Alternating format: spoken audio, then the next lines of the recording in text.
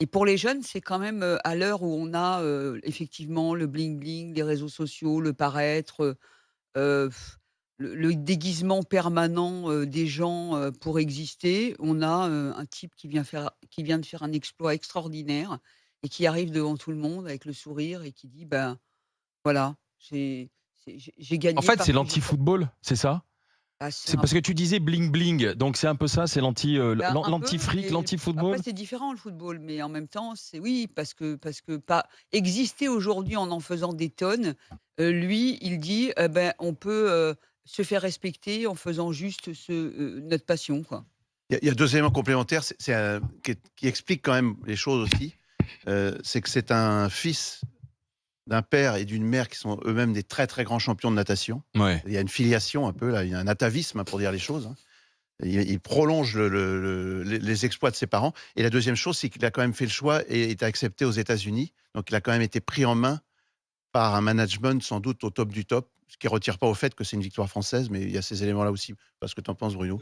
Bah, Bruno Poncet, pourquoi on après, l'aime tant Léon Marchand? Pourquoi d'un coup ça déclenche? Alors, il y a l'exploit sportif, mais on voit bien que ça va au-delà, quoi. Tu vois, quand on parle de simplicité, il est pas comme les autres, et cetera, ça veut dire quoi ça aujourd'hui? il y a aussi un côté très humain parce que déjà il est pas tanké comme d'autres. C'est-à-dire que Léon Marchand, il fait 1,87 m, ce qui est pas petit, hein, mais il a pas la caisse de Manodou. Quand tu regardes Manodou, tu te Mmh. dis, ou Riner, tu dis que c'est des champions. Enfin voilà, il y a une dimension physique qui est extraordinaire. Léon Marchand, il fait quasiment normal. En plus, il a un sourire, il est humble. Puis il y a un truc juste chez Léon Marchand, c'est qu'en fait, il y a quelques temps, il voulait tout arrêter. Parce qu'il n'y arrivait pas, parce qu'il l'a dit hier lui-même, hein, la natation, c'est pas toute sa vie, c'est en train de le devenir parce que il gagne et puis qu'il est champion hors norme. Mais voilà, donc ça reste quand même, ça reste très humain. Après, moi, je vois des trucs passer sur les réseaux et je me dis aussi que Léon Marchand, il plaît beaucoup et à tous. Et là, je veux bien dire tous, parce que Léon Marchand, c'est le bon petit Français bien blanc qui gagne. Et dernièrement, nos victoires, et on l'a vu, hein, on voit des tweets passer sur l'équipe de France de judo qui a été championne olympique, qui sont dégueulasses, qui disent voilà, c'est pas la France, machin. Et donc Léon Marchand plaît aussi à tous, et la globalité de la France actuelle, cette France qui a été fracturée pendant des mois et des mois à cause de la politique et à cause de tout ce qui se passe dans le monde, fait qu'aujourd'hui, voilà, Léon Marchand, il y a son côté humble et puis il y a son côté aussi qui va plaire à d'autres parce que c'est notre champion blanc et qui réussit tout, hein. Bon, je crois Ça, qu'ils Ben, ça, je ça non, s'entend, est-ce mais que non, ça mais s'entend en l'argument là ou fait pas? en fait, il y a quelques-uns qui s'engouffrent dans, la couleur, des sportifs et la meilleure réponse, c'est de pas répondre. Et moi, quand je vois que certains reprennent les mêmes arguments en disant: «Regardez, il y a aussi des noirs qui gagnent», c'est n'importe quoi aussi. En fait, des 2 côtés, c'est n'importe quoi, en Ouais. fait. On voit des sportifs Bah oui, voilà, et c'est les gens tout. voient des couleurs, que ce soit ceux pour être racistes ou ceux pour en faisant croire qu'ils sont antiracistes. Et en fait, d'un côté comme d'un autre, les 2 stigmatisent. Oui, mais il y a un Bah, processus là où Bruno a raison, c'est-à-dire qu'il peut y avoir un processus d'identification un petit peu plus fort. Non, mais Léon Bah Marchand, c'est si, aujourd'hui, mais tout le si, monde aujourd'hui qui dans une non mais je pense que l'argument attends, pas persuadé. effectivement, moi, dans le l'argu sport, je crois pas. mais si, parce que l'argument, sportif, il est là, il existe, tu vois l'exploit. voilà, Et puis après, tu as le processus d'identification en tant qu'individu. Et dans une France que l'on dit fracturée, qui a du mal à se reconnaître, eh ben parfois tu t'identifies plus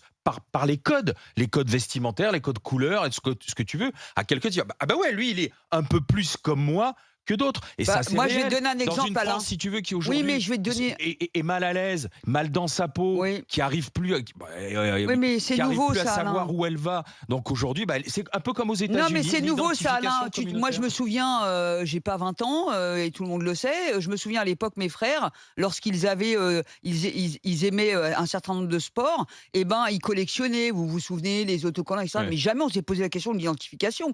ah, Platini, pour eux, c'était Platini. Enfin, ils se sont identifiés à des sportifs.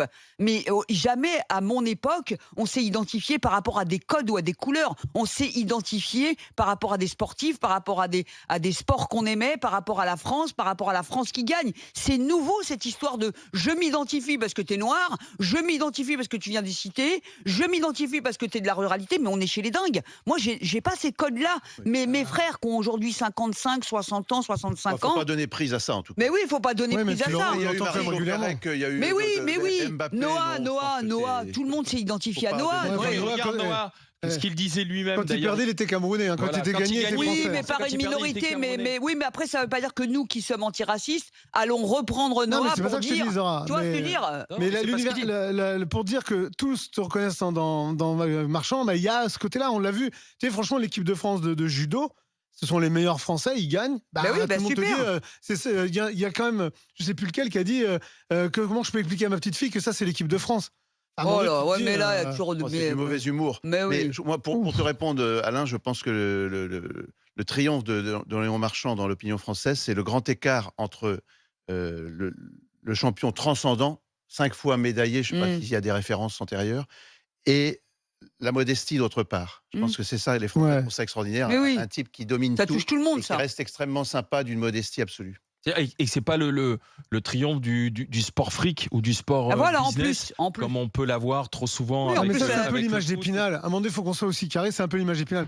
Ça reste un mec qui est entraîné aux États-Unis par le plus grand entraîneur de natation des dernières années, qui a entraîné Phelps. Et Phelps, faut se rappeler aussi que Phelps, après sa première Olympiade, derrière, il se fait gauler en train de fumer des joints. Parce qu'à un moment donné, c'est compliqué. Donc, Léon Marchand, ben oui, ça reste l'image d'Épinal parce qu'on voit aujourd'hui, nous, ce qu'on veut y voir, nous, Français.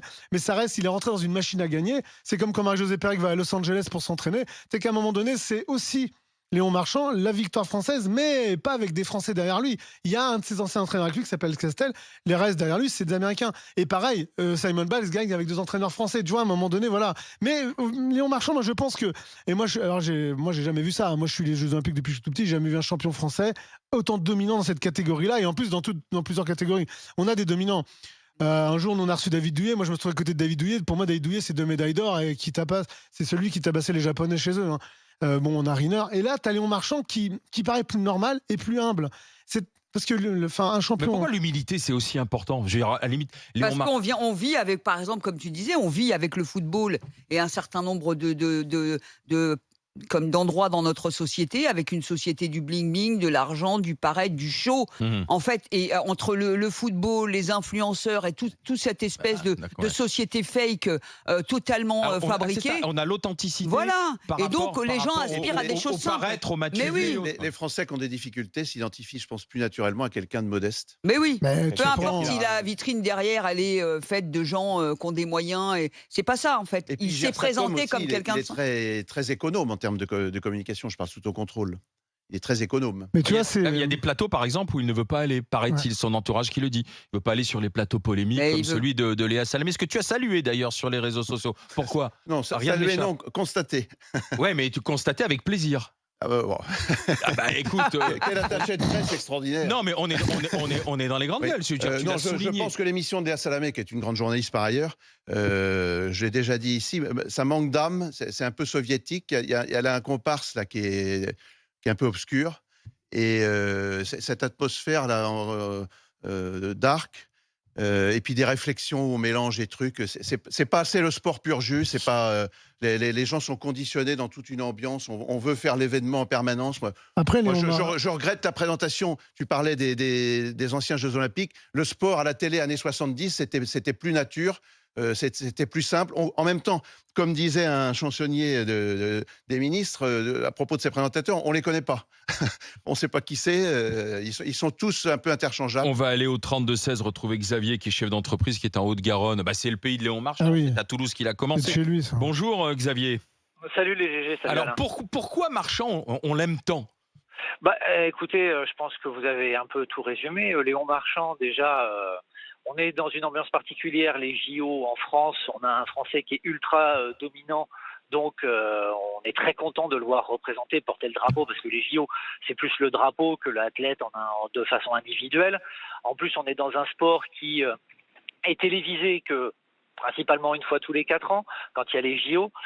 Et puis, quand tu le regardes, il est bien gaulé parce que c'est un nageur, mais après, il n'a pas un physique de monstre, tu vois, c'est pas Ouais, Laurent. ouais, À côté c'est de Flo Manodou, tu vois, il fait petit gringalet, quoi, entre guillemets. C'est clair. Donc, Ouais. il paraît un peu le gars lambda, tu vois, il est comme beaucoup de fils de Français étudiants à l'étranger, comme beaucoup d'étudiants peuvent être Erasmus, c'est rien d'exceptionnel non plus. Il a fait quand même, avant d'aller aux États-Unis, jusqu'à tard sa carrière ses entraînements sur Toulouse, parce qu'on a une grande école de natation, hein. C'est pas qu'au dos aujourd'hui, hein, qu'on a des grands nageurs qui viennent de Toulouse. C'est le mec qui est humble, qui est simple, parce qu'en France, vous savez très bien que en général on préfère les perdants magnifiques chez nous. Rappelez-vous plus maintenant, par exemple. Justement, je pense qu'on a vraiment changé de génération depuis 1998, Oui, notamment depuis qu'on a gagné la Coupe du Monde. Ouais, On est devenu oui, je comprends, mais on est devenu vraiment une nation qui aime la gagne aujourd'hui. Mais on aime les gens qui gagnent sobrement. On n'aime pas, des gens qui gagnent en faisant des caisses. Ouais, mais c'est un peu nouveau d'ailleurs. C'est peut-être un peu nouveau, ça. C'est le revendicateur de tout, qui veulent s'occuper de tous les sujets. On aime bien justement les gagnants, mais qui restent dans la discrétion, tu vois, qui restent dans leur pôle. C'est ça qui est un peu dommage. Parce que c'est quand même, moi je trouve ça comme impressionnant. Moi je suis un grand fan de Mohamed Ali. Non, Mohamed je suis pas Ali d'accord avec toi, Bruno. Je suis pas d'accord avec toi parce que tu peux pas demander à des gamins qui ont 20 ans de vouloir être représentatifs, de se lancer et dire moi je suis pour ci, moi je suis. Attends, les mecs ils ont 20 ans, ils sont dans la compétition, qu'ils fassent leur carrière. Que quand ils prennent un peu de gaz, quand ils ont un peu d'âge, ils puissent se positionner. Parce que non, mais je pensais pas à ça, moi, tu sais, Xavier. Moi, je pensais au fait, tu sais, d'annoncer que tu vas gagner. C'est-à-dire que, moi, si tu regardes la finale du 100 mètres depuis des années, les mecs, ils arrivent, ils sont tankés comme des avions de chasse. Ils arrivent, ils se cognent dessus à longueur. Pareil qu'ils s'insultent aussi dans la chambre d'appel et tout. Par contre, les mecs, quand ils sont là, ils arrivent et puis ils disent, moi, je veux gagner. Alors, il y en a qui perdent forcément. Et moi, tout le monde se dit, tu vois, hier, il y avait une super interview dans le Parisien de Laure Manodou et de Marie-Josée Pérec qui disait les Français, enfin les gens nous croyaient qu'on avait la grosse tête, sauf qu'en fait Marie-Josée Pérec a dit moi je suis la femme la plus timide du monde, je regardais toujours mes chaussures. Et puis mais moi j'aime bien les champions aussi, et moi j'aime bien les champions arrogants qui arrivent dire moi je vais tout péter et qui pètent tout derrière, parce que c'est ça aussi. Moi j'adore Mohamed Ali parce que voilà, au-delà du boxeur et de l'homme, il y avait aussi ce côté-là. Et nous je trouve qu'en France on aime bien ces champions très humbles, très discrets. Oui, parce qu'en France si tu dis je vais tout péter, je vais tout gagner, et si derrière tu te ramasses, tu sais très bien que regarde Mbappé, on l'aimait beaucoup quand ça a gagné, quand il était un peu hors norme et tout. Là aujourd'hui, il commence à rentrer dans le rang. Il a jamais fait gagner son club en équipe nationale. On a perdu, on va en finale, mais on perd là au dernier. Oui, après en équipe nationale au dernier Euro, pas performant. À la Coupe du Monde, certes, il fait une très belle finale, mais tu gagnes pas quand même à l'arrivée. Donc et puis après, il faut qu'il revendique certaines choses. Est-ce que c'est il a fait mieux que Zidane?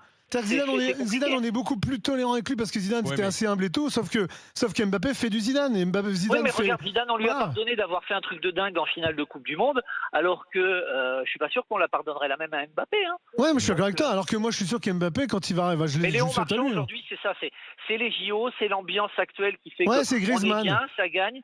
C'est un peu le Griezmann. C'est Griezmann, c'est ces sportifs français qui gagnent tranquille. C'est ça, tranquille, et qui fait pas de vagues, et qu'on peut s'identifier à tous, que chaque parent peut dire ah oui, c'est mon gamin qui est étudiant, qui est sportif à côté. C'est-à-dire que là, avec Léon Marchand, on voit que c'est la culture de l'effort et qui n'est pas liée à côté, comme le disait aussi Zora, au pognon. Ouais. Exactement. Alors voilà, et c'est la natation où ça demande un effort de dingue. Et puis, oui. Je peux pas acheter ton talent. Pour le moment, on n'est pas là avec un environnement qui dit ouais, mais il faut que tu fasses ci, il faut que tu fasses ça. Pour gagner des ronds. Pour gagner des ronds. Non, mais j'en ai certains élèves qui sont du. Et donc je pense que c'est ça aussi, Xavier, qui plaît aujourd'hui avec Léon Marchand, quoi. Oui. Et c'est un tout, parce que l'émission à laquelle tu faisais référence tout à l'heure a publié le message qu'avait envoyé Monsieur Marchand, donc Léon, à l'entraîneur américain initialement pour prendre contact. Oui. C'est un message touchant, et il termine sportivement signé Léon. Bob Bowman, quand il lui avait écrit, voilà, et il lui a dit j'aimerais bien intégrer votre université de manière très modeste si vous voulez bien de moi, etc.